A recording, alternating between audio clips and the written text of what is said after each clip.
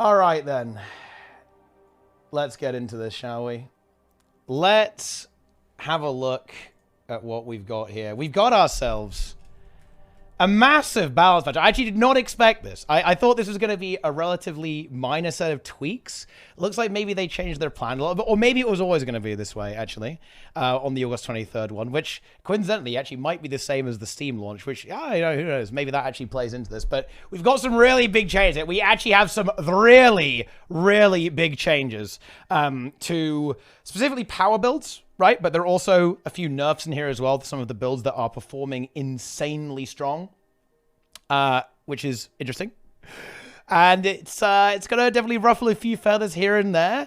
Let's go ahead and leap into it. Like, a lot of this is looking at core weapons, making core weapons a lot better, which I think is a really good thing to do. One of the best things they could actually do is improving core weapons, because a lot of them have very much fallen behind. And this allows them to raise the floor on a lot of builds, all in one go, pretty much. And obviously improve the new player experience and just have a slightly more powerful new player experience. And look at all these things they targeted. Power Tempest, Condi Tempest, Power Weaver, Power Scrapper, Power Horse, Power Dragon Hunter, Power Reaper, Power Herald, Power Vindicator, Power Daredevil, Power Deadeye, Berserker, Condition Berserker, Power Spellbreaker.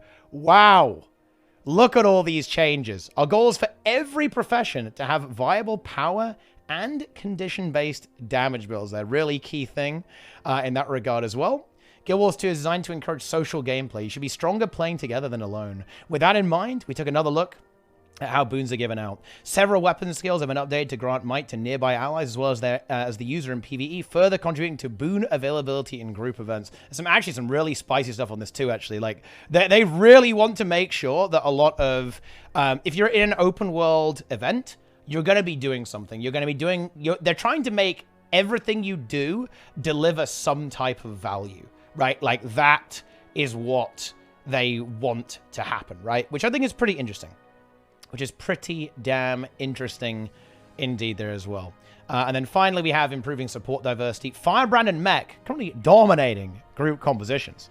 In this update, we're improving support role diversity by adding stability and Aegis to Tempest Shouts and giving Druids increased access to those boons as well. It's very, very spicy here, actually, with some of these changes. Now, I think there are some problems with this stuff. We'll get into that in just a moment. But yeah, boon access is going on up right now for some of the stuff, which is definitely very, very cool.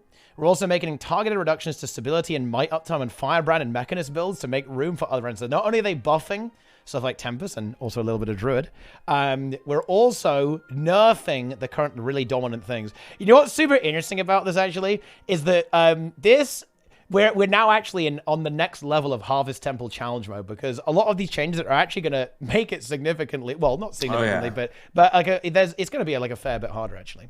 Because like these builds are what really produces a huge amount of value, you know, on some of these, on this fight, right? So actually nerfing these builds, this is like a really fascinating thing about balancing Guild Wars 2, because, you know, because the content stays the same difficulty forever, there's no gear progression. If you nerf classes, content actually gets harder, right? And becomes more difficult, which is really fun, actually. Well, in a little, maybe not exactly fun, but it's an interesting element of the way the game works. Mantra of Liberation is too essential in Fractals of the Mist and other group content, while Mechanist Barrier and Might Upkeep are cementing as a build that pairs together too well with a quick brand to meet a group's support needs. This is definitely true. I'm surprised they look at Mantra of Liberation and not Stand Your Ground, though, actually. I mean, Mantra of Liberation is very good. It is very good, actually. But still. They didn't want to, like, make DT quit the game like, for the 10th time in a row. Yeah. So let's go ahead and get into it. Okay, in future episodes, we'll expand this further by shoring up more support and healable options. Wow, I'm liking the philosophy here. They're saying the right words, Nike. I like that. It's a good start, I think. So here we are in Elementalist. And they've actually gone pretty hard here. You know, Fireball, like... And actually, I just want to point something out. This is exactly what I said they should do. They buffed, like, every auto attack, right, pretty much. Like, or at least a lot of the auto attacks got significantly buffed. Yeah, so we got loads of auto attack buffs on Staff. We got, I believe, sword auto attack buffs as well in Weaver. Yep, here we go. I believe this is just the auto attack chain here. That's all up a lot. Water up a lot as well. Air up a lot. And Earth up a lot. This is very good. Actually, this is actually very, very good indeed, because I think this is actually one of the things that Elementalist struggles with that makes it actually really hard for new players to get into. It's that the build is quite complicated, but also the auto attacks are weak. There was actually a post on Reddit recently with auto attack benchmarks, and Ellie was like pretty like, ugh, you know, you're not doing well. And these are some very significant buffs actually that will obviously make the numbers better, a bit better on Weaver overall, in addition to some of the other Elementalist changes. But it's also just going to make it a little bit easier to play, which I think will make a lot of players a lot more comfortable, a lot more cozy on the build there as well, which is really good, I think. Yes, and Bolt to the Heartweaver is already relatively easy to play because you only need to really use 2 attunements. So it should be very nice and pretty solid DPS game. Yeah. And it looks like they want to they're looking at Starfire and trying to make it almost like a little bit of a hybrid weapon too. And I think that actually makes a lot of sense because it is actually a hybrid weapon, right? It's got like healing on it. It's got condition damage on it as well. A lot of Ellie weapons are like this, but certainly Starf feels like the hybridiest of hybrid weapons. There's a lot more burning now on fire. I also think they're probably trying to make it work with any gear that you use because I think they're anticipating that a lot of people who play Ellie want to be the mage, right? Like the Staff mage. So They want to make Staff good. So I think this is a good change, right? Yeah, like, and honestly, this is a bit of a thing that you very rarely saw stuff like this, but Condi DPS Elementalist builds, they're actually surprisingly strong, actually, like, even with Staff, Grimnet's pointing this out now with Condi Staff Weaver, this is absolutely a possibility, right? This is absolutely a possibility. Now that this is it looks like they're giving Fire Attunement the sort of hybrid role. Yeah. Like air is your pure power DPS attunement, and fire is like half power, half Condi, which makes sense. It's not just like air with a different color like it used to be. Indeed. It's very cool. Air's got some more damage as well, of course. But yeah, I think this is going to be the Ellie main patch, right? This is going to make people very, very happy, actually. Because this is a really, really big deal. And actually, this Water Trident cooldown as well. I think this makes the Scepter stocks for Heal Tempest go up a fair bit as well. Because now you have like a really short cooldown, relatively long-range heal, which is pretty cool stuff, actually, I think. Not too bad. And there's actually one change here that I have to bring up. I've got to bring this up. Aura duration. Have you seen this, Nike? Duration 10 seconds on auras. And cooldown at 10 seconds. So you could actually do permanent aura, which is actually pretty cool. Now, I think Ellie is in a really weird spot, and I don't want to be too much of a depresso here, bring it down a little bit, but I think there are some issues with the way Elementalist is, especially the heal builds, the support builds now, that are a bit inconvenient. For example, if you want to take aura share, well, that's going to be great for your boon output, but you're not healing on auras because you have to take the Alacrity trait now to give Alacrity, and you can't take any healing on your auras. So this is like really cool, and you can have like perma-shocking aura to CC mobs that attack you, which is actually really nice, or permanent frost aura, so you have damage reduction the entire time with Dagger Offhand. You've got to give up Warhorn for that, which is a bit awkward, but you get the idea, right? There's an actual pretty interesting builds here that are really cool from a roleplay perspective and actually have some applicability. In this regard as well. So yeah, like there's some definitely possibilities I think that could be pretty good. I do think Tempest though is still going to need a bit more work. I'm sorry. It needs a little bit more work. Because again, this is something that I want to talk about a little bit later when we start talking about like the changes to the way they handled supports. But it's more than just being able to apply the boon. It is how you do it that actually matters a lot, right? The implementation, the design is what is really going to hold you back. But in terms of Elementalist, I feel like that we've kind of just covered exactly how it works, right? In terms of the weapon skills anyway. What do you think of these trait changes and ability changes? Because these are like, ooh, yeah, ooh. Let me scroll down. Ooh. Yeah, Tempest got giga juiced, so I think that Tempest getting another 8% damage mod, that's pretty good. Yeah, I'm pretty excited about. Yeah. Where everything's going to end up. I'm hoping that Power Weaver ends up somewhere like around 38 to 40k. That probably is a little high, but not crazy. And I think Tempest, it's going to be hard to see where exactly that power, like the power build will fall. And it might be that Tempest, you want to play like a hybrid thing, but who knows even what weapons to use, because there's so many good options. Yeah, there's a lot. There's a lot of things that you could actually theorycraft and try and make here, actually. It's very spicy. Yep. I've got better notes here as well. The Phoenix cooldown to 10 seconds. Yeah, Scepter and 2 burning stacks as well, right? It's pretty juicy. You're going to have a lot of burst potential with Scepter.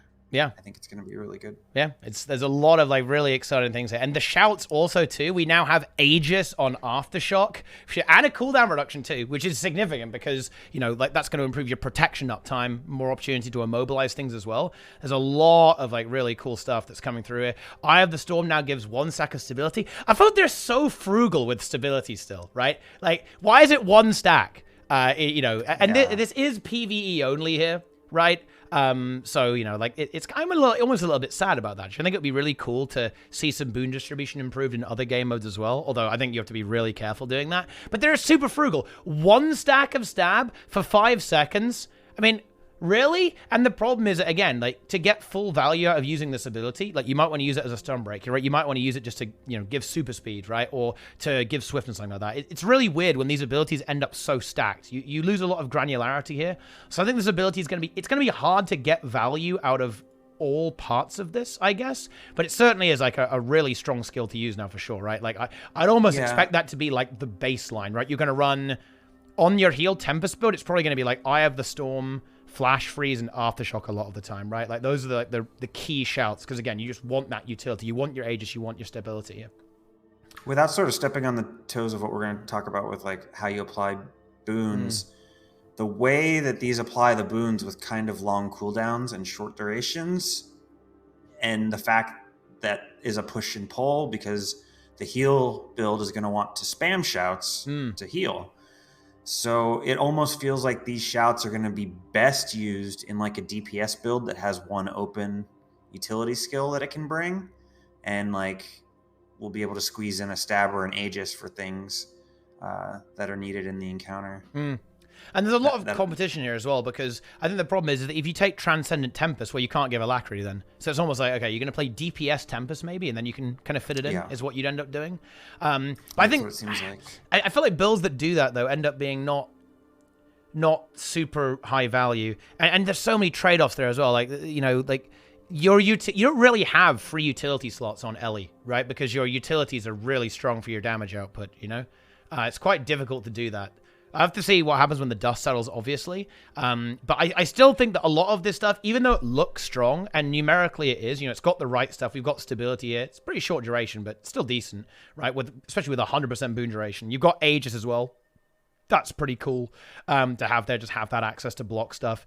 You know, it's maybe not like the same level as something like a Firebrand, but it's still, you know, not everything has to be the best at literally everything, for sure. So there's some potential here, but I do think that down the line, there is going to have to be a bit of a reckoning, right? There has to be a bit of a actual look at the design of these abilities, not just like adding a boon here and there, because I'm just not sure if it's going to be honestly enough. What fixes these shouts like is giving them ammo stacks. Yeah, giving us 2 that'd be really strong. Each. Then all of a sudden, it would be very strong, but it would mean you could use 1 to heal and have 1 in your pocket for like mechanics. Yeah, they actually already have that in Feel the Burn is that way in PvP. Funny enough. Yeah.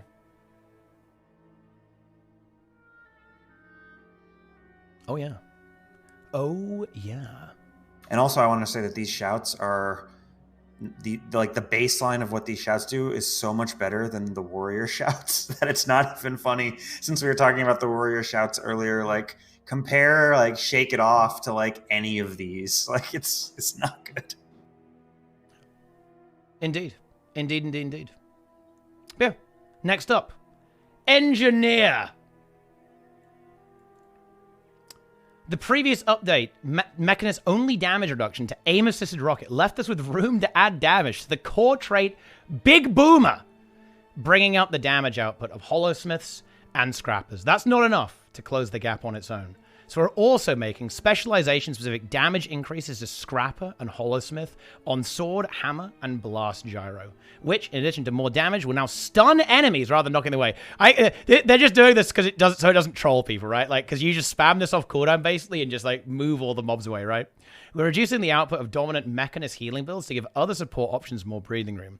We're also slightly reducing the output of condition damage builds with reductions to the mech command skills, rolling, smash, and discharge rate. Oh my god! This is brutal! Like, mech is just getting hammered patch after patch. Goodness me. So, weirdly enough, we actually have some underwater weapon change. We saw that on Ellie as well, actually. But let's see what we're actually doing here. So, Throw Mine. The animation aftercast before another skill may be used has been reduced by 0.5 seconds.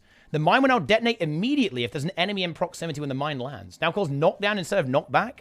With the oh, dude, look, I actually feel like that's like a bit of a PvP change, actually, right? That's actually a little bit of a PvP thing, I think, because it's like this kind of like weird decap shit. I think that happens. Like there's some crazy decap memes. But yeah, there you go. 1 second in PvP and World of the Sword. The damage multiplier is 3 now as well. And the boons removed from targets increased from 1 to 3. Dude, Boon Rip NG. It's actually a really cool change. It's actually a really strong skill. It does a lot. It does break bar damage. It removes boons. It actually hits really hard now. Wow. Insane. That is crazy. I love to see it.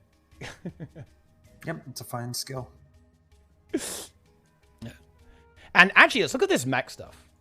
Look at this mech stuff. What have we got here? What have we got here? Med Blaster, right? Super Elixir are a lot less healing. So we're down to 5 seconds, right, on our Super Elixir. And our Med Blaster is 0.1. So this is interesting. Very, very interesting. We have the big healing reduction coming through here on mech. Now, this actually is pretty relevant, weirdly enough. I know that people go, oh yeah, the boon access is the problem on mech, and that's definitely true. The boon access on mech is really, really strong.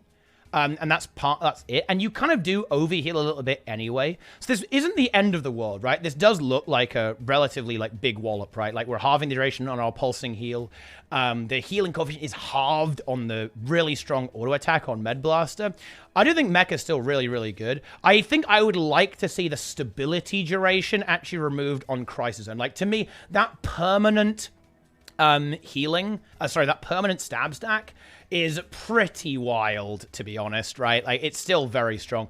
You might go, oh, you know, just so everyone isn't alarmed, mech is still gonna be really strong. Like, mech is absolutely not big dead. Oh, actually, did they actually do that? Oh, they did do that! Look! They actually did do it! Look, see, nice. I made it happen. Oh! That is brutal, actually. 15 seconds to 6 seconds. Oh! And the barrier is down on the barrier burst to 260. The might sacks are down from 3 to 2 as well. I guess they're kind of assuming you're going to get a bit more might just passively, right? So they're like, oh yeah, we don't want to offload it onto the supports too much. Conde damage down on a lot of the mech command condition damage skills here as well. Oh, and the auto attack of the barriers down as well. That is brutal. And the passive barrier is all from Barrier Engine. So this is the, this is expected. Like, this is the problem when you have a build that is really strong on this kind of mechanical level, right? This situation where everything is like really, really passive and you have access to everything, it means that the numbers end up getting pretty weak. The numbers have to be nerfed down a lot, and that's basically what's happening now. I honestly think this probably puts mech in a much more sensible position, to be frank, right? In terms of the way it's balanced. This actually makes a lot more sense now. These are some really good changes to really bring it more in line with other supports and give other supports a lot more room to breathe, particularly looking at the stability output and the amount of barrier it applies passively as well. Yeah, I'm actually very impressed with this. This is very cool. It brings Druid and Tempest closer to the conversation for the like heal lack role in like a meta comp. Yeah.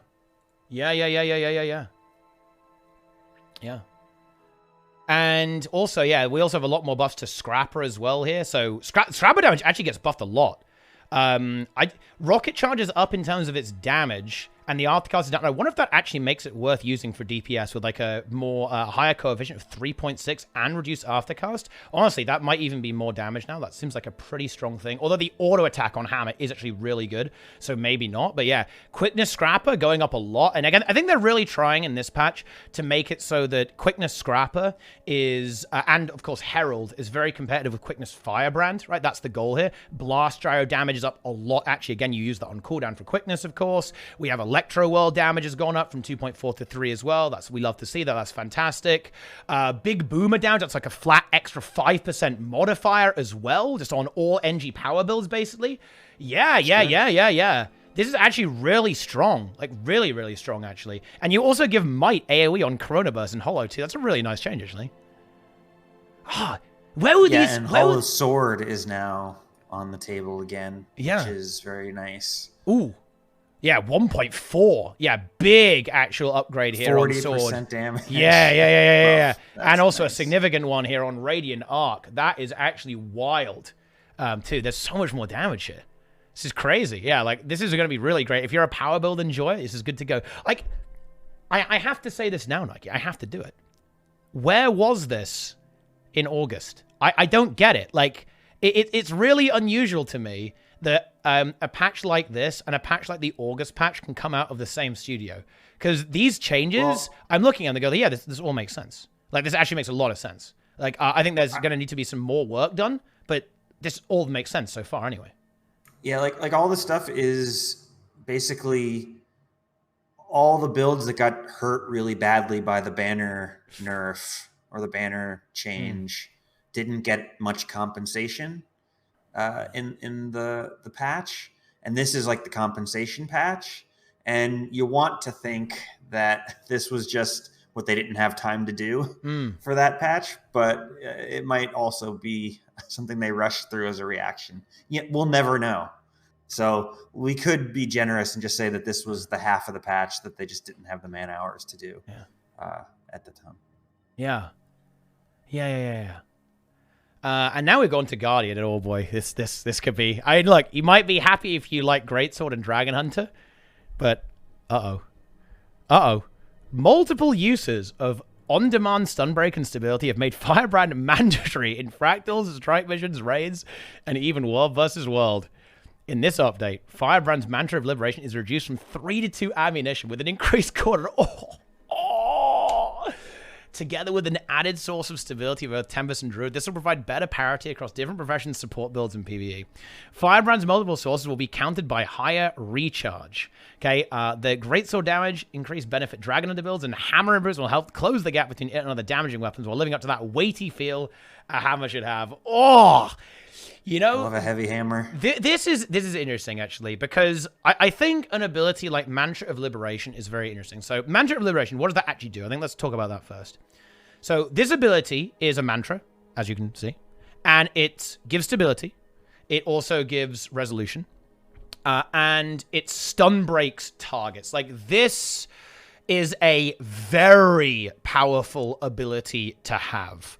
And as a result of that, it having a long cooldown is probably very justified. Like, honestly, even having charges at all is interesting, right? Although it's an elite skill, and it also is a cone, so it can be a little bit annoying to use.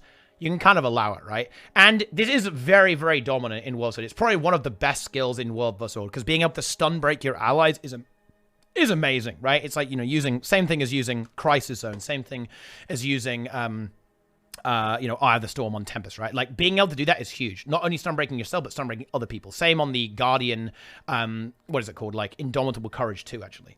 So I don't think this is actually unreasonable. I know that it's a very heavy nerf. This is a brutal nerf, by the way. 1 less charge and nearly doubling the cooldown. That is savage. But I think this ability is so strong that I actually think this makes it pretty fair. To be honest, right? Like, it's not unreasonable to have a change like this, in my opinion. Yeah, I think it probably affects World v World quite a bit more than PvE for the most part. But yeah.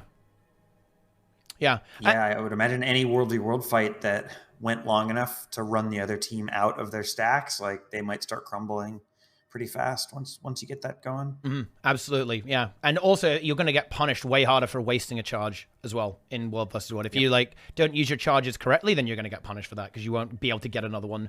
You won't be able to get another one for ages, and you don't have a spare to like throw around, right? All that kind of stuff. So yeah, and then it looks like just in general, we don't have to go through every one of these numbers too much really, right? But we have a lot of changes to Greatsword, way more damage. Hammer has way more damage as well. Mighty Blow, you can spam it like crazy now, actually, by the looks of that. Glacial Blow, 4-second cooldown. Wow. That's big. You can really go crazy there. And it does 2.5 power coefficient as well. It's pretty juicy.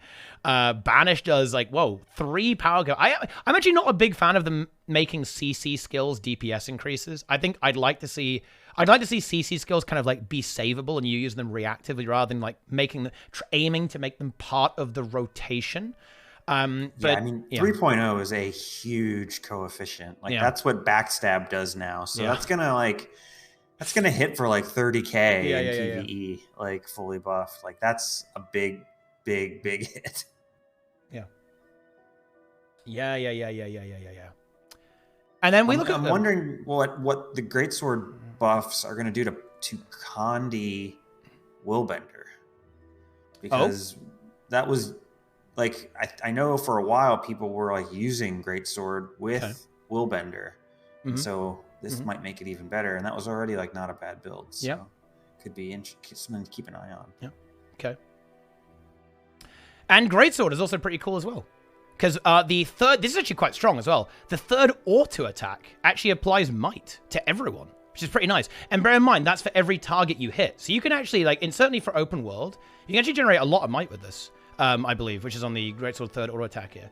So really nice utility there. And again, kind of like building into that philosophy of like, they want boons just to pop up. Certainly stuff like Might and Fury just to be there, be here, be everywhere, right? All that kind of stuff. I like it. I think there's some really cool changes. Like, and now Binding blades might be broken. And they finally got rid of Symbol of Protection's like insane aftercast, right? 0.65. Are you kidding me? That is wild. What an aftercast. So yeah, that's actually going to make Hammer a lot better, actually. You're going to be getting a lot of symbol procs there and really getting some insane damage. That's going to be like a very solid weapon just to use. I imagine that it probably won't be like best in slot DPS, but I think it can definitely be like half decent at least, right? And yeah, you're absolutely right with that Binding Blade, because so the trick that you do here with Binding Blade is that if you use it in a hitbox and then there are targets around, you can like mega hit it, like because each blade will hit the target you're in the hitbox of for a pretty insane damage spike as well. So yeah, something like Dragon Hunter, Power Dragon Hunter can get some insane damage, right? Some insane DPS on that weapon. This is looking great for power build enjoyers, like across the board, like really good for power build fans. A bit more damage on staff as well, and a little bit less might as well. This is actually really interesting, actually. What do you make of this, Nike? It looks like they're trying to shift the might role off supports and say you provide like more might than normal, but not necessarily all the might, right? Not necessarily 25 stacks. I like that. I don't know. I'm not sure I'm feeling like the damage buffs to the staff. Like I don't even think the damage is relevant. Like they could have nerfed the damage on staff and I don't think it would have changed its use at all. So like, I don't know. That's a very puzzling change to me. I just think they want it to be like, okay, it's a ranged option for Guardian. It does some damage, right? I think that's just the goal. It's just, if you run staff, you won't be like a total noodle, right? A pure noodle if you use it. So yeah. And then longbow is also more damage. The auto attack. Look at that auto attack. 1.0 power scaling on that auto attack. Oh my god. Wow. Insane. Yeah, I've been saying for a while that it would be nice if Dragon Hunter used longbow as its one of its like meta weapons in PvE. Just to, elite specs, like you kind of want them to use their weapon. Yeah, I think it's like a soft goal, right? It's like a soft roleplay goal. Is that it would be kind of cool, wouldn't it, if every elite spec used its weapon, just in general, right? I think that's a big attraction for a player who might want to try an elite specialization. I want to play Catalyst, I want to play Hammer, I want to play Untamed, I want to play Hammer, right? Because that's cool. I want to be a ranger with a hammer, and then you go, maybe not then, I guess, all that kind of stuff. Or like, you know, I want to play Spellbreaker. Well, more on that later, actually, because goodness me, we've got some pretty spicy stuff right there. We'll get to that later, actually. So now moving on to Mesmer. I think, you know, as you can probably tell, we're probably going to be seeing kind of a little bit of a similar story across the board here. Just we're going to be seeing more damage on some stuff here. We reviewed and updated the Greatsword and Sword core weapons. In this update, we are increasing Chronomancer's alacrity duration from stretch time and decreasing the damage of Tides of Time, the 5th shield skill. This will give a slight bump to boon-focused Chronomancer builds. We also wanted to reduce some of the longer cooldowns on staff, but Mirage's high-performing condition damage builds made that tricky. We're making very small cuts to condition damage on Mirage's axe and staff ambush to maintain parity with other professions builds. The reduced cooldown on Phantasm Warlock and Chaos Armor weapon skills will improve the Mesmer's leveling experience while using a staff. I mean, yeah, there you go. I mean, that's an interesting way of putting it, I guess. Yeah. Actually, wait, very small cuts. I see very small cuts to Condi damage on Mirage. I'm not sure if I kind of want to scroll down. Is that actually true? I mean, it might be like I feel like it might be like a really big nerf. It's yeah, a little bit bigger than small. So if we look at the Mirage stuff, so the torment duration on imaginary axes is down from 4 seconds to 3 seconds. Isn't this actually like a really big nerf? Wait, hang on. Yeah. Like what? Isn't this the ambush? Isn't this this is the axe ambush? No, is that actually a pretty big nerf?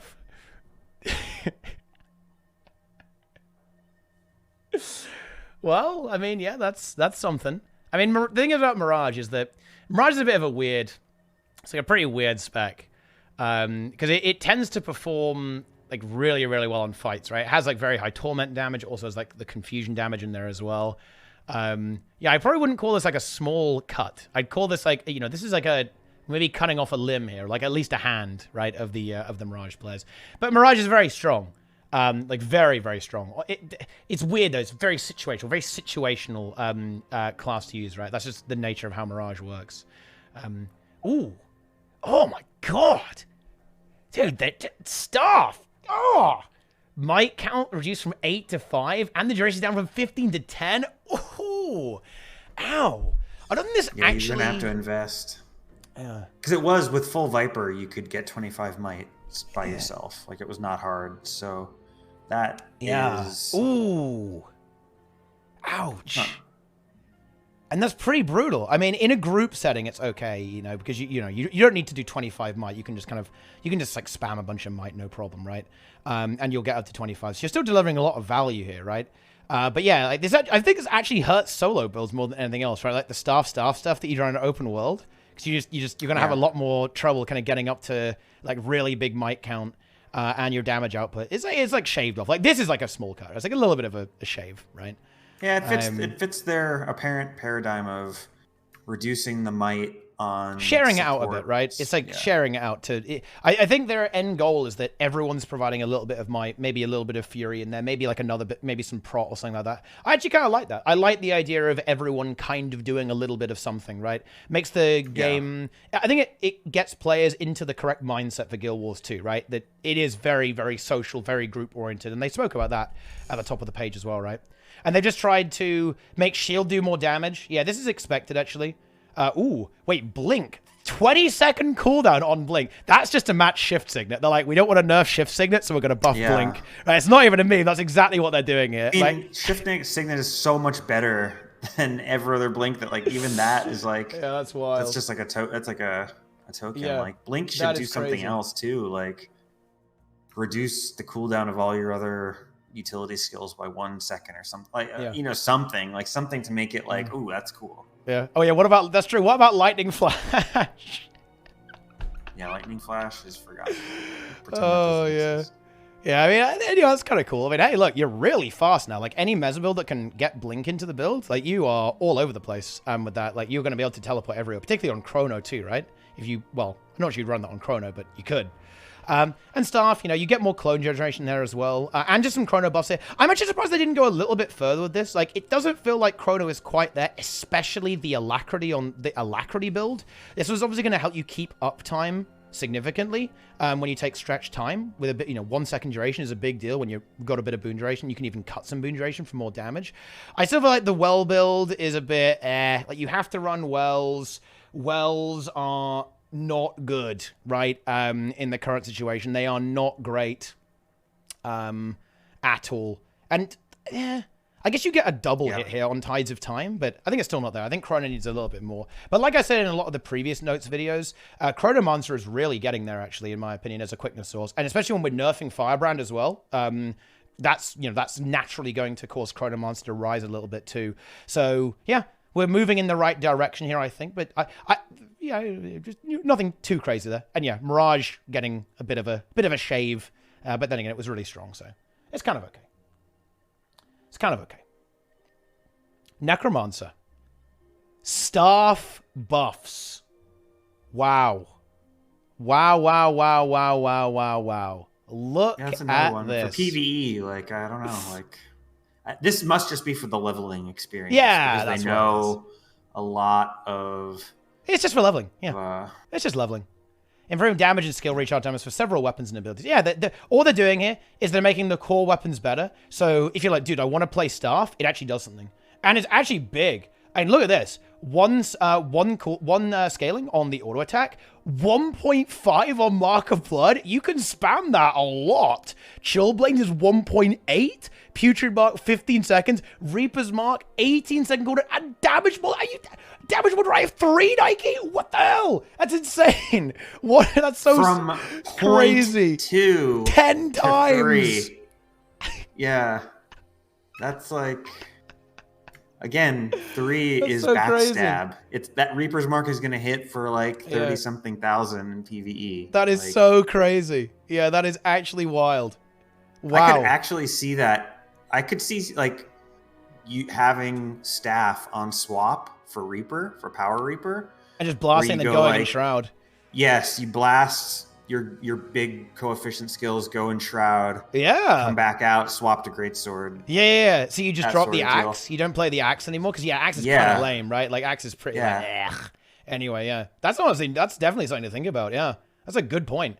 Because again, like just blasting off a few cheeky 3.0, 1.8. I think Putrid Mark already has a pretty good coefficient there as well. Yeah, I mean 3.0, like now you had my attention, but now you have yeah. It's really kind of throwing in some options, right? There's really some options coming in there, right?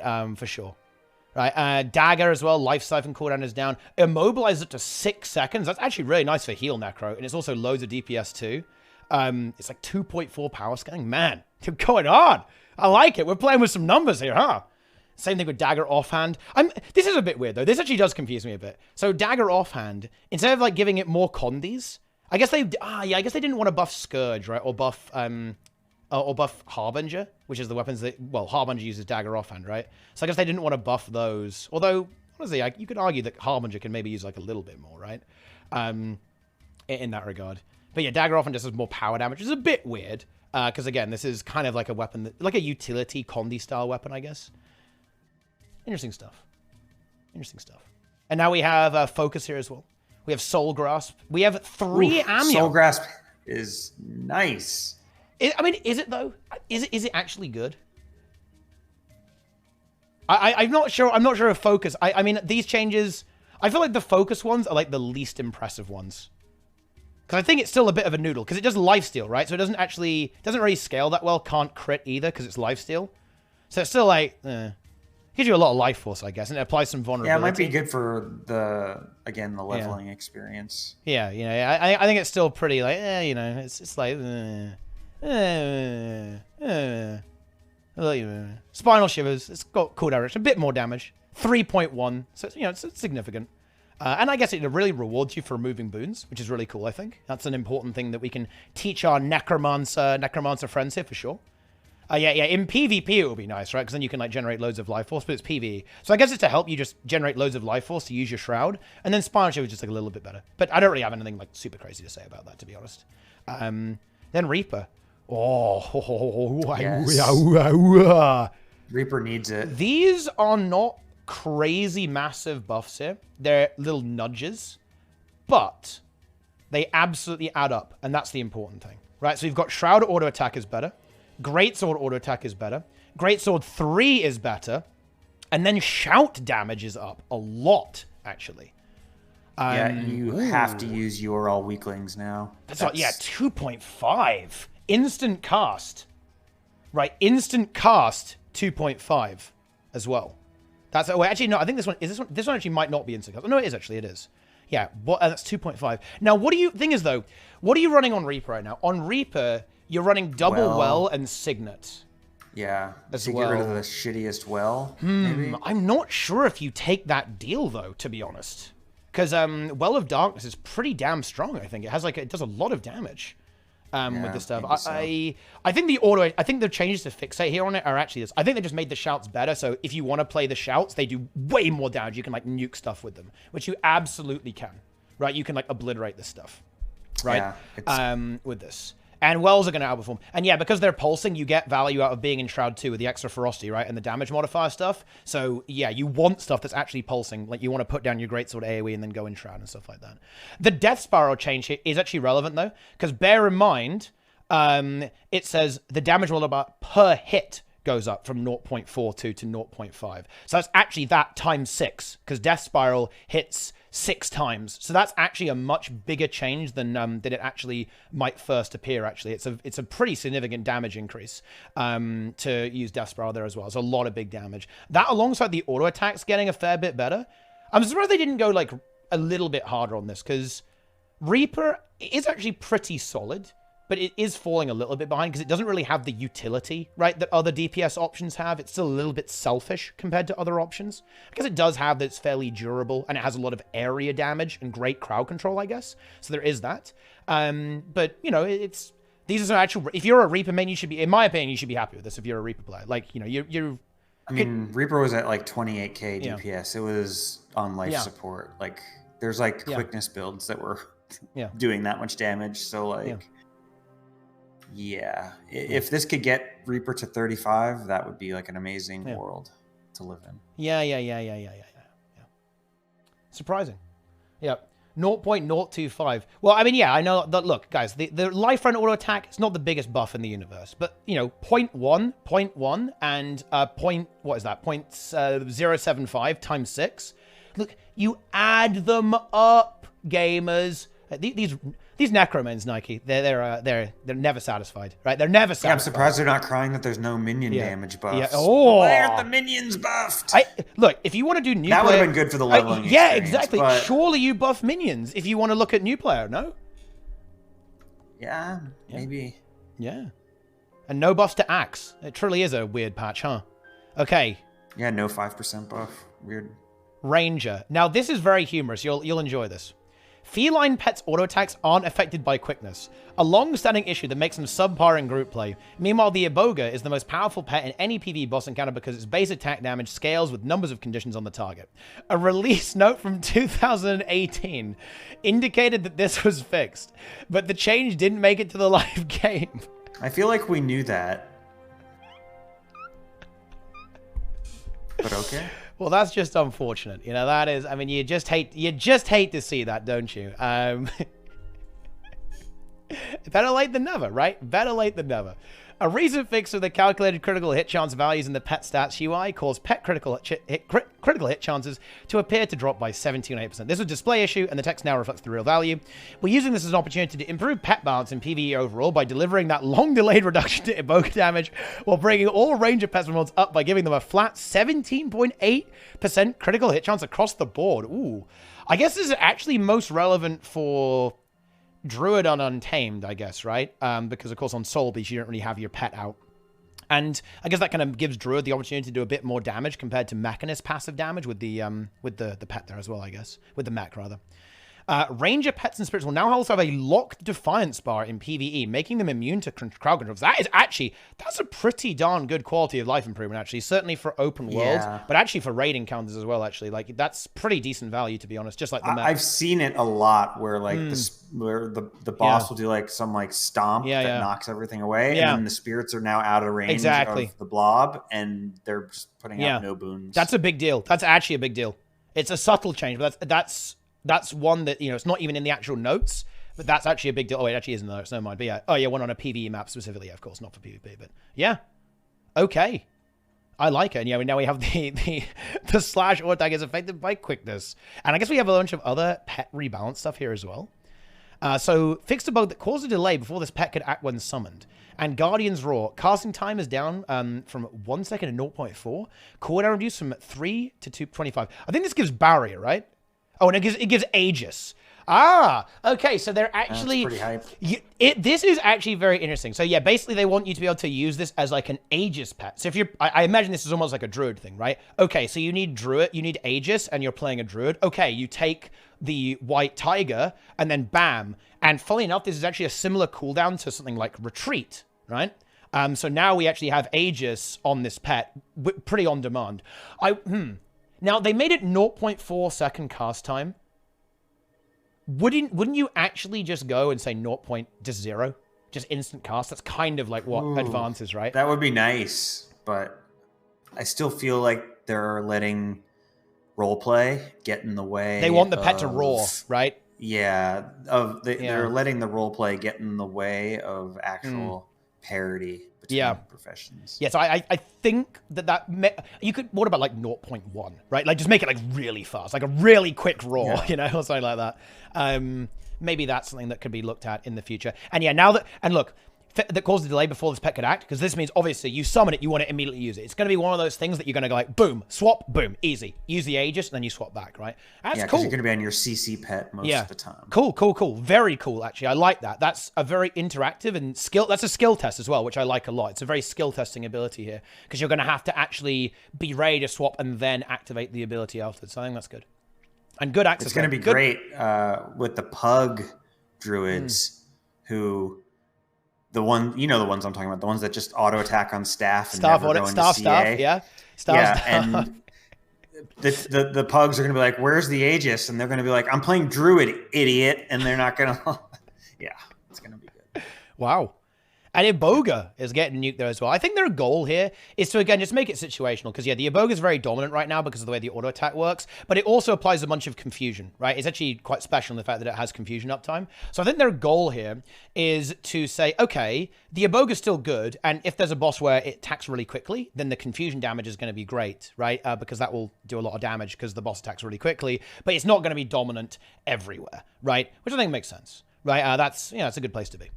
And then also, as an added bonus, we actually have on Glyph of Equality a bigger radius, and it applies stability. Now, this is actually very relevant because this is a very cool ability. Not only does it break stuns and remove conditions from nearby allies, this is the version in Celestial Avatar. So it's a bit of a hike to actually activate this skill. You're going to have to go in CA, then use this to give stability. So you've kind of got to manage two cooldowns, right? You're managing your CA cooldown and you're managing Glyph of Equality. That's definitely going to be a little bit tricky. You're going to have to get used to that. But now that you're breaking stuns and you're giving stability, right, that's honestly not horrible. Yeah, it's a great CC as well. And bear in mind, Druid actually kind of has a free utility slot right now. You kind of just go, oh yeah, I'm going to have Sun Spirit. I'm going to have my Stone Spirit. Frost Spirit isn't super relevant anymore because you don't really need the Might. You can mostly get that from your Warhorn, right? And obviously other classes are throwing Might all over the place.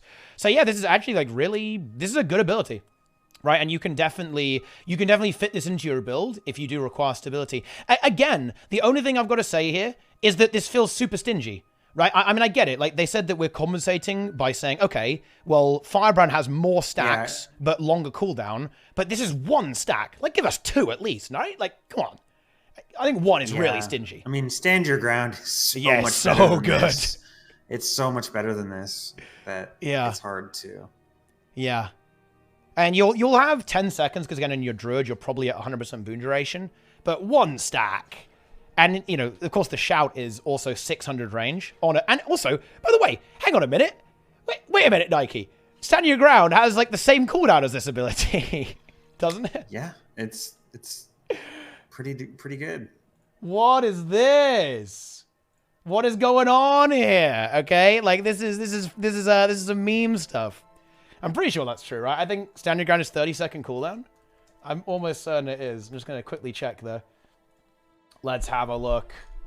Yeah, it's 30 seconds. It's 5 stacks. I guess it does a lot more than Stand Your Ground, because it has that stun break component, it has the colony cleanse component too. Kind of makes it a little bit more like Crisis Zone almost, I guess. And it has the CC component as well. So I guess it's like very flexible and stuff like that, but I think they are still being a bit too stingy with the stacks, right? Like just one stack? Come on, give us 2 stacks. How about 2 stacks? How about, maybe, that's fair. 2 stacks is fair, I think. Not too bad.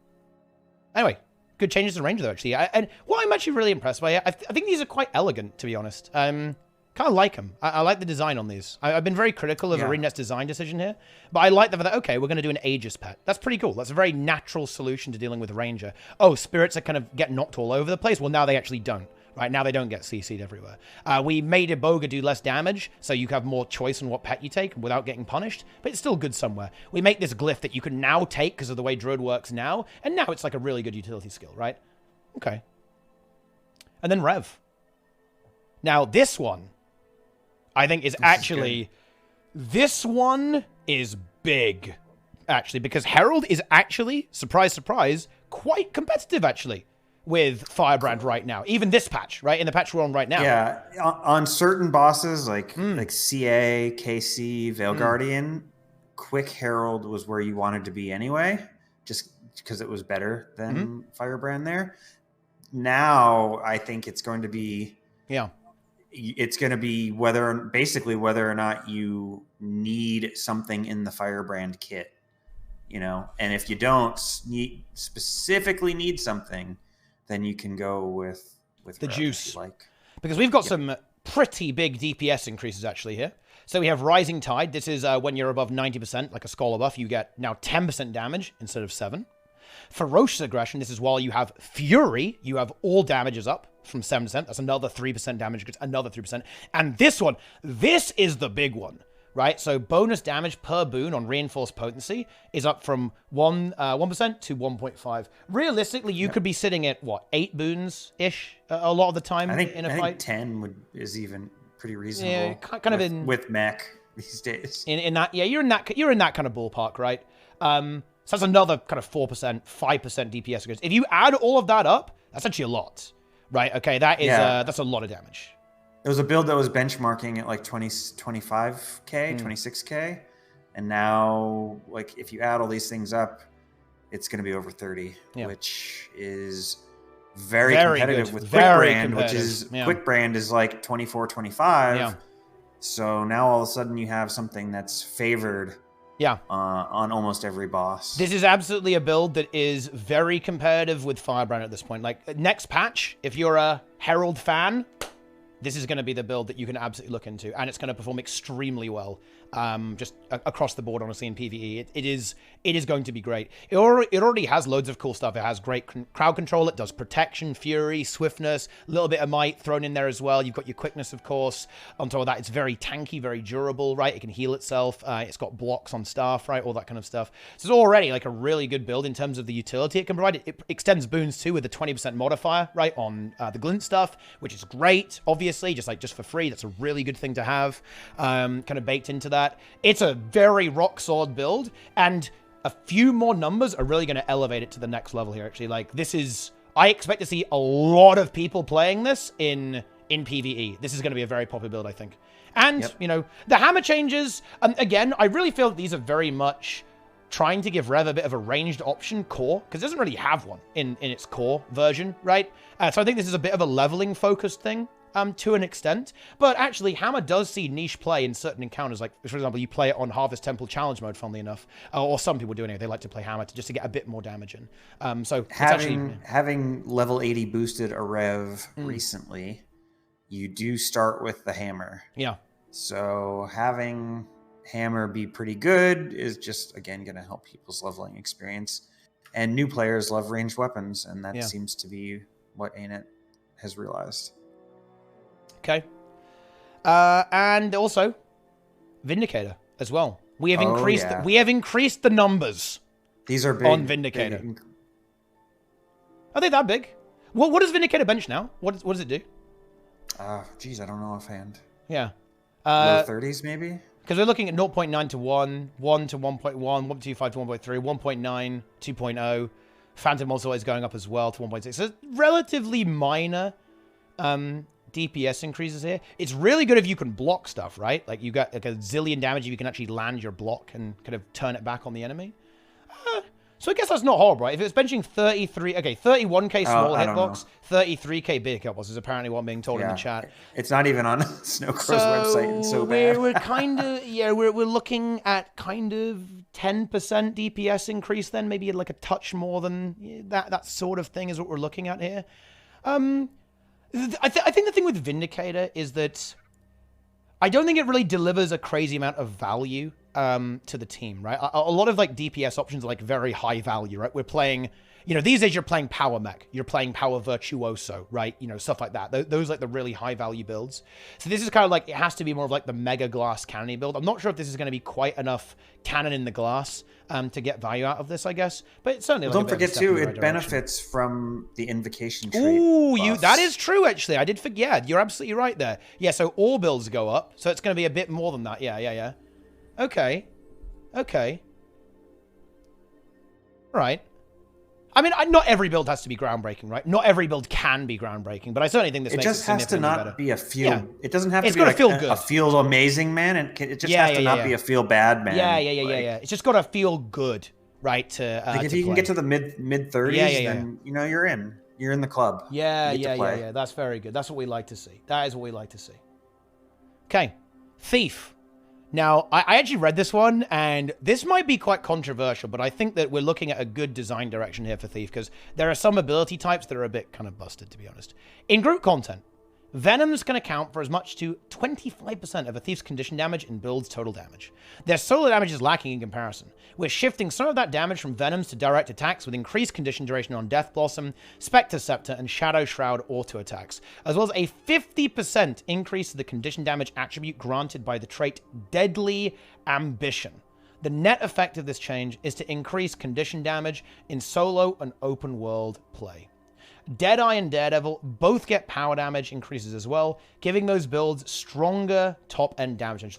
I read that sentence, and honestly, it's good design. I think one of the issues that a lot of condition builds have right now is they're very bursty. Spectre especially, like you drop your Spider Venom, right? It's like 30 poison stacks instantly, right? Because you share it to everyone.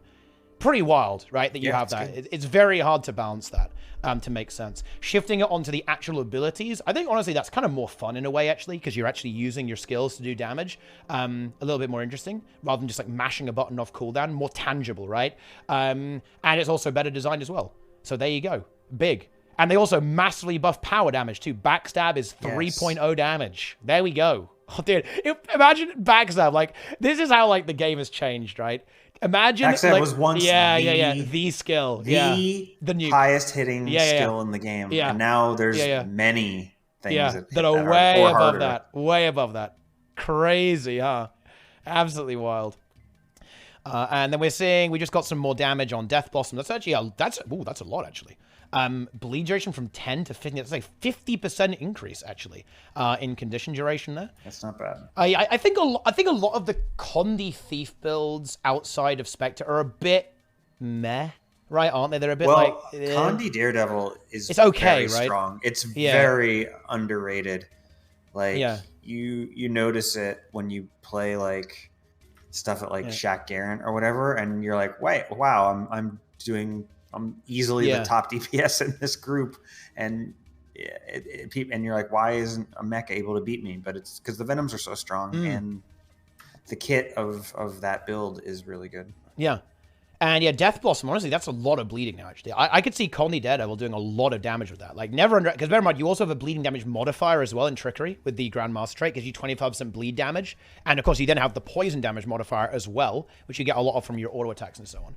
So, honestly, that's going to be juicy. That's going to be some seriously juicy DPS for your Condi Daredevil for sure.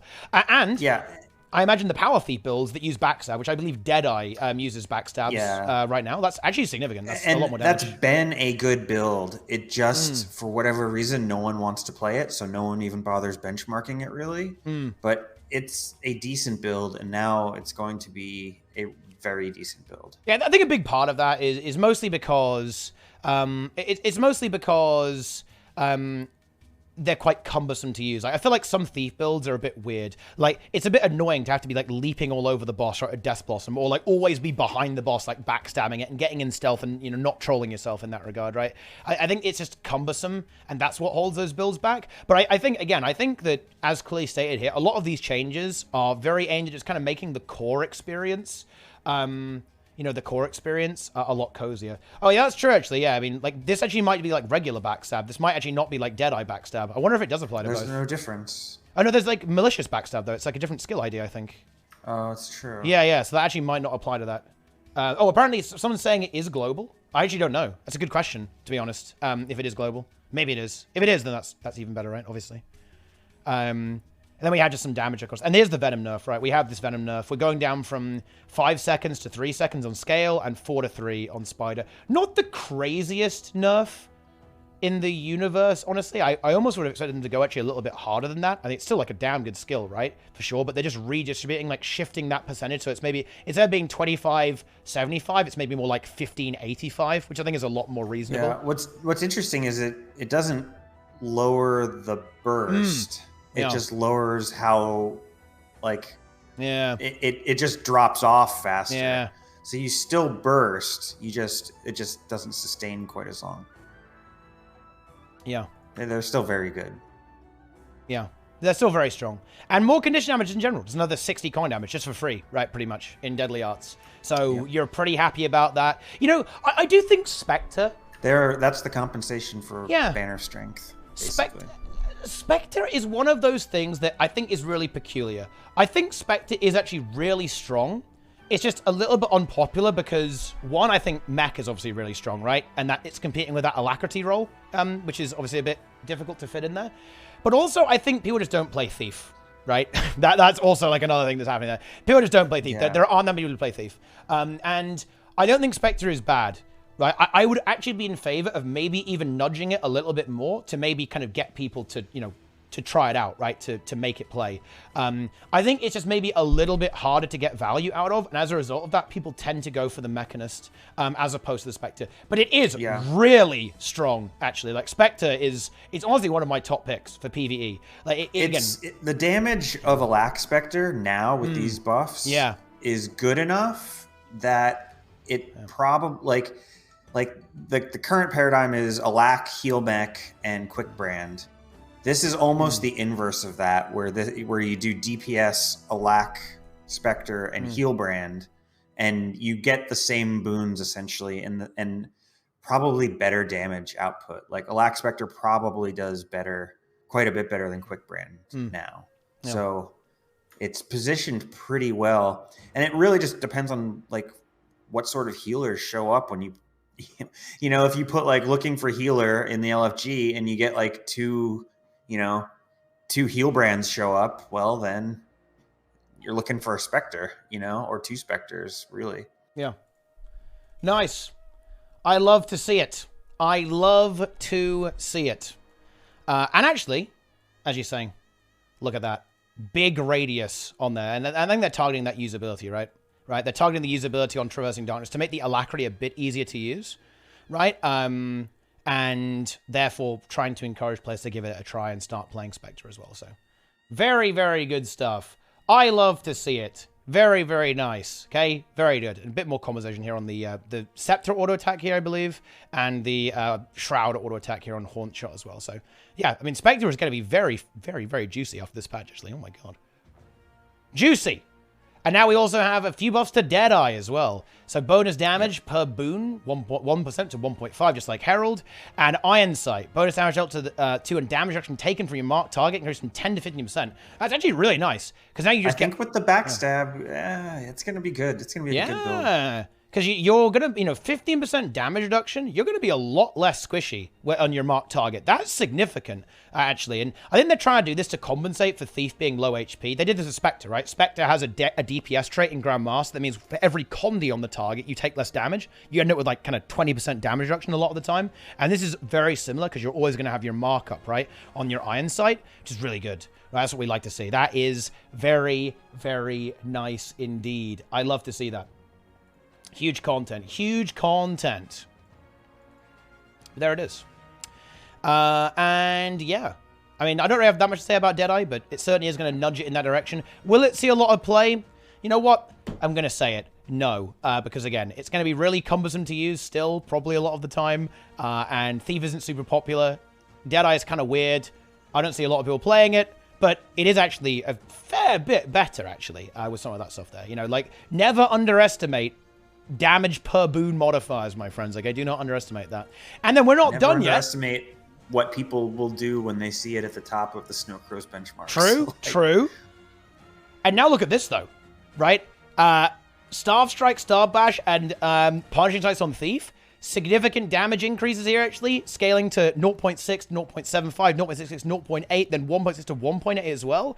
Starve Auto Attack is already really good. And then on top of that, we also have Weakening Strikes is 10% damage now to weaken foes, which is basically permanent in PvE.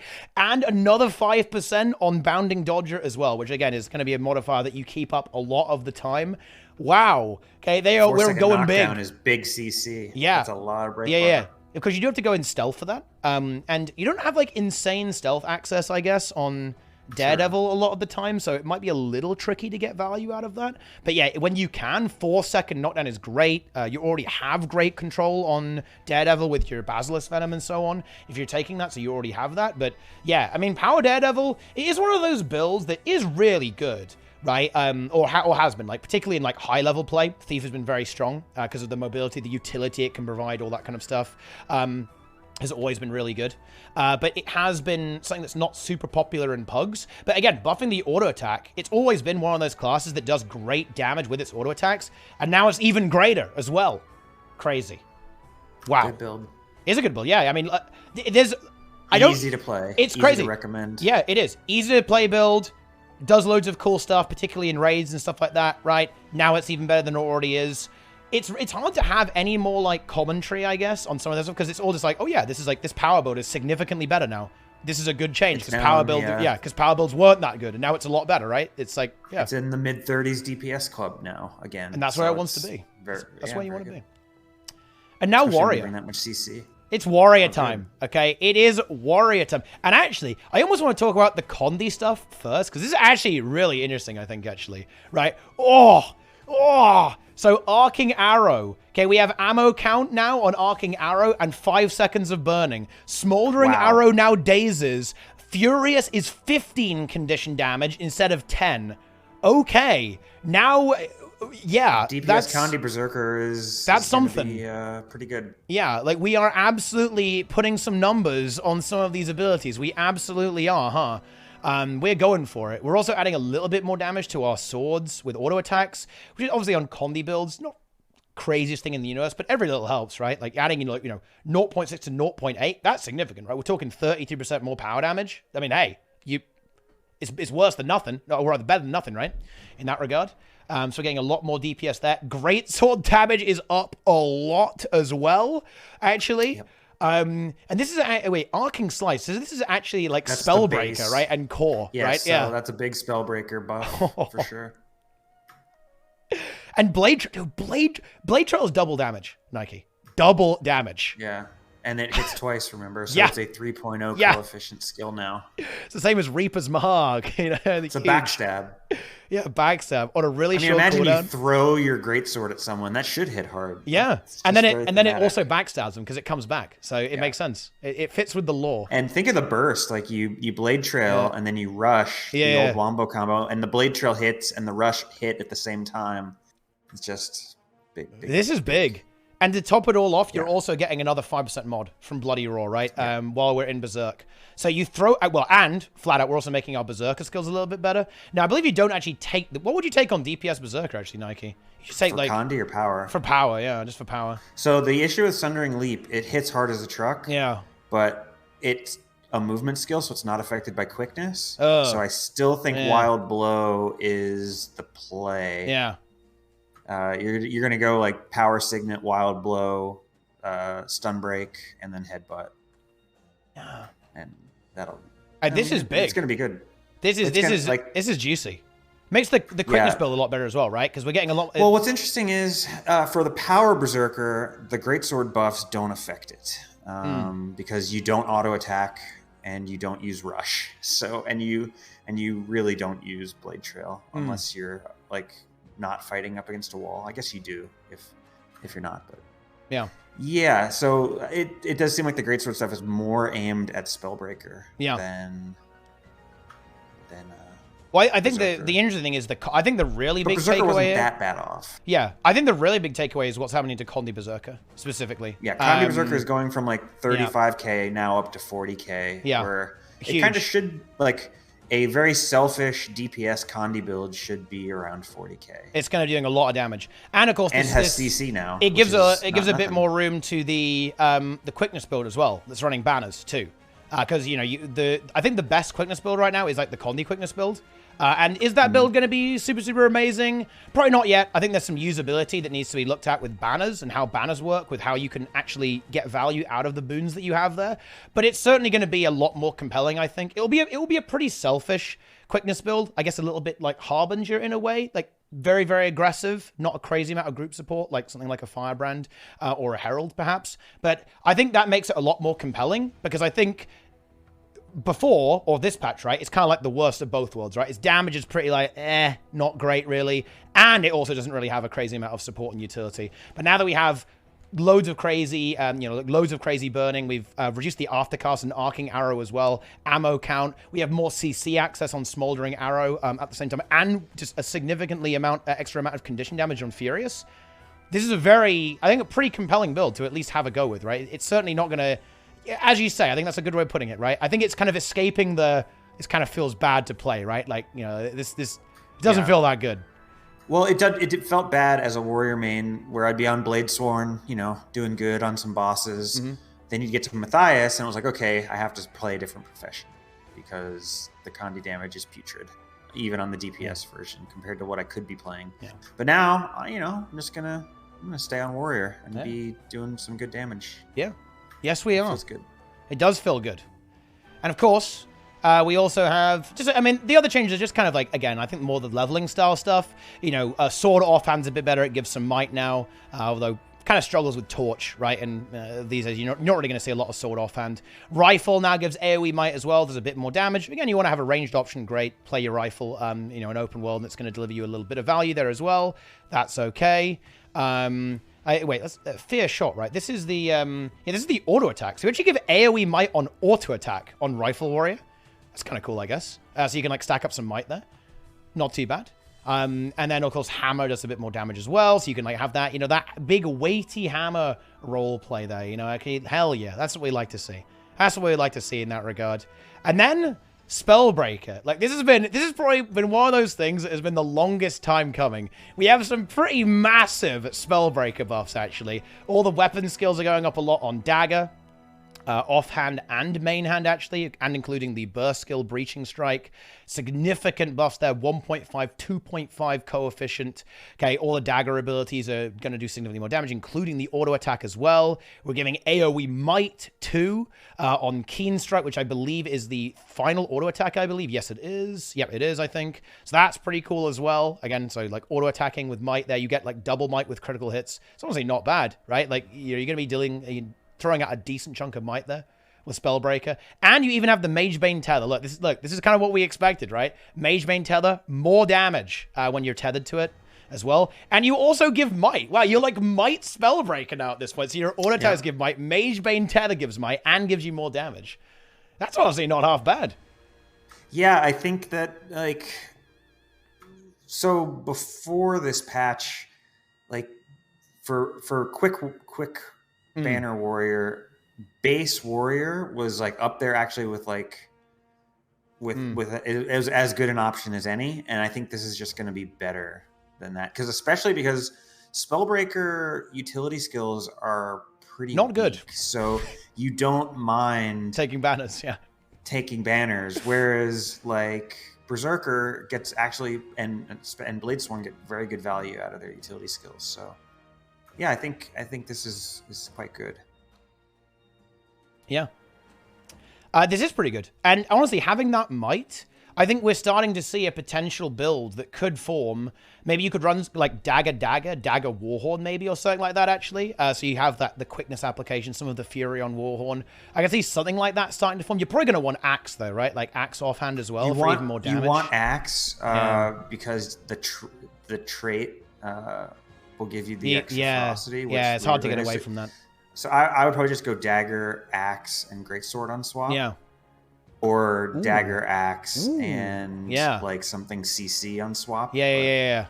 And then you can actually deliver really good might uptime for your group. You're going to have the ability to apply quickness, some other utility boons, deal some decent DPS, also some tank potential, because of course you have full counter, which is like a really nice tanking ability that you can use as well. Makes you very durable. You can definitely fit some good CC in as well. Yeah, so I think what we're going to be looking at is it's going to be moving towards a banner build, like a power banner build coming through from Spellbreaker, and like a Condi banner build coming through from Berserker, perhaps. Now, all that leaves is that they have to, well, you know what they've got to do, Nike? They've got to keep buffing Heal Warrior for Bladesworn, right? Yeah, that's what we need. Look, the chat's gonna back me up. They want. There's another expansion coming. Yeah. Warrior can get a heal build there with actually a weapon that has some heal synergies built into it.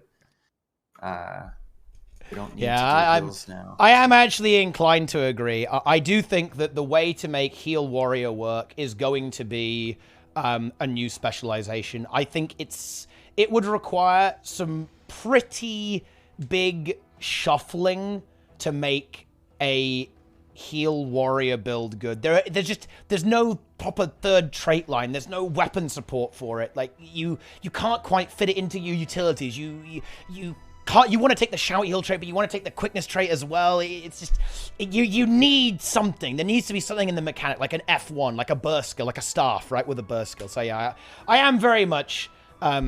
I'm very much inclined to agree with you. I think that, for now, I think that ArenaNet's focus should definitely be on the full DPS builds for Warrior of their elite specializations, Condi and Power, obviously. And then after that, I think the focus is going to be the quickness builds as well, right? So like the offensive boon supports, not the defensive supports. I think defensive support, to really make it into a proper thing, it will probably need either reworks or an expansion. So yeah, I think you're right there. Like, all memes aside, that's probably what needs to happen. Your main hand has to do something besides exist to have a Warhorn. Yeah. Like literally, like the so-called heal quickness Bladesworn, you literally don't need a main hand. You can just have the offhand Warhorn and use your Bladesworn sword gunblade kit and be perfectly fine. Yeah, I like that. It's big. But yeah, so a little bit more with it. But yeah, I've got to say, just to kind of sum up, because we're actually done with the patch notes now. I'm a little confused, Nike. I was quite worried. I actually thought this was going to be a very minor set of changes, actually. Like, nothing super crazy, just like a few tweaks here and there. This is actually a pretty darn meta-shifting patch, actually. We're going to see some things pop up and play around a little bit. It's not perfect, for sure, and there's, I think, a little bit more work to be done. But wow, this evens the playing field in a big way. Between the support builds, some of the struggling quickness builds as well. Like, what a patch! Like, I'm actually so... okay, if you're ArenaNet and you go back in time, and we could go back in time, you literally just don't do June patch and you just wait until August, right? You obviously do that, in my opinion. Yeah. Like, if you release this as all one patch. Yeah, all in one go. Yep. Yeah. And you avoid all the bad press. Yeah. Because everyone's been miserable since June, right? Like, everyone's like, ArenaNet don't know what they're doing. They're incompetent. They've got no clue. July was like a lost month. Yeah, it was an absolute bloody disaster, to be honest, right? And wow, I'm really impressed. I have to say, right? I'm genuinely impressed by what they've actually accomplished here. This is a lot more than I was expecting, and I think it really makes the game better. I think it makes the game significantly better for players of all skill. I think if you're a new player, this is great. You're going to have a fun experience leveling. And if you're, a veteran player, and you're like, oh man, I'm playing mech again. I guess I'm playing Firebrand for the last 10 years. Yeah. Now you can play Herald. Now you can seriously think about some other options. You can think about Scrapper a lot more, I think. You can think about Tempest if you want to play Tempest as an Alacrity support a lot more than you previously could. There are still, I'm not going to say it's perfect. And I do actually still think that Mechanist is still very, very strong. I think Firebrand is still very, very strong, actually, in the quickness role, the offensive quickness role. But I think we're really getting there now, actually. Like, this is, I do like it. I do like this a lot. I'm excited for this patch. I'm excited to see what actually ends up being played. It's hard to predict. There's a lot of changes. The LE stuff, like Weaver, Sword Weaver is obviously going to be good, but I want to see what happens with the Condi, Tempest, because it feels like they gave like Tempest a lot of toys, and they were like, figure something out with these, and it's up to sort of the community there. Yeah. Oh, look at that! Ride the Lightning going to 20 seconds, just like the Blink. Yeah, just like Blink. Yeah. What a surprise, right? And yeah, just much better abilities. We're going back to L. You've come back all the way to the start, right? It's like way more damage. And of course, this is honestly some pretty big buffs, right? Like Churning Earth is up more damage, Earthquake's up a lot more damage. Dude, like Weaver is going to get juiced from this. Holy shit. Like hardcore. You're getting like juiced up. Dude, this is the patch was like, I never want to hear you Weaver mains complain about benchmarks ever again, right? Oh yeah, look at that Earthquake. Yeah, 3.0. Crazy, right? Yeah, man. Weaver's going to be pumping. Let's go. You're going to be blasting with this build. You absolutely are, with like all the stuff you can bring to the table here. I like this typo here, by the way. Fire Grab. Reduce the recharge from 25 seconds to 2 seconds. Matching PvP. Hell yeah. Now we're talking. That's pumping. If we can do... It's like auto attack chain fire grab. Auto attack chain fire grab. Let's go. Fire camping has never felt better. Big. That is big. Yeah, look at this patch. Look at Grouch. He's very aware. Look, he's got the feels guy, right? Like he's like, yes. Hey, he knows. He knows what the hell is going on here, actually, right? Like this is confirmed. Like ArenaNet is actually confirming that Elementalists are the favorites here, 100%. Huge. To be clear, guys, it's 20 seconds, not 2. Okay. 5 p.m. Josh coming through again. Yeah. Yep. Exactly. Coming in clutch on a Friday, giving everyone a nice cozy weekend, right? A nice lovely weekend. We could enjoy these balance patches, right? Enjoy. Insane. Yeah. Ellie main. Yeah, like the Guild Wars 2 is now run by Ellie mains, guys. Like that's bad news. That's bad news for everyone who doesn't play Ellie. I hope you guys like playing 4 Tempests on every single boss, because that's what's going to happen next. Stay tuned. Okay, that's probably not going to happen, okay? But, I'm just memeing it out there. A little bit of memerino. You got to get a Catalyst in there for quickness. That's true. Yeah. So you got to get 4 Tempests and then 2 Catalysts in there at least. And then another 2 Tempests to heal as well for Alacrity, right? Wow. And then you'll need some Weavers to pump. Yeah. Yeah, you can get... Oh, man. But I mean, all means aside, good patch. Thumbs up. I think that'll do. That'll do for the analysis. We're done.